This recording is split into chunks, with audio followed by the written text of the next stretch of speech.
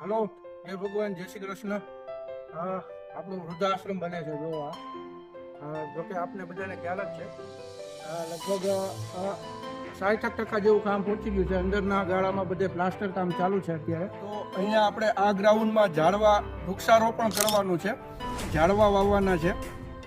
આખું ગ્રાઉન્ડ આપ જોઈ શકો છો, આખા ગ્રાઉન્ડમાં વાવવાના છે. ત્યાર પછી બહારની સાઈડ જે આપણો વૃદ્ધાશ્રમનો રોડ પડે છે ત્યાં પણ વાવવાના છે.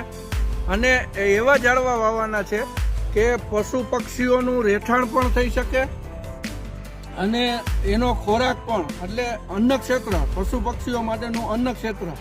તો એ પણ આપણને પુણ્યનું એક ભાથું આપણે બાંધી શકીએ. 1251 રૂપિયા, 1251 રૂપિયામાં ફરતું એનું પ્રોટેક્શનનું પિંજરું, ઝાડવું, પછી જેસીબીથી ખાડો કરવો પડે એ, અને કાયમી એને પાણી પાવાનું, એટલે ટોટલ 1251 રૂપિયાનો ખર્ચ થાય છે. તો એક ઝાડવાનો ખર્ચ થાય છે 1251 રૂપિયા.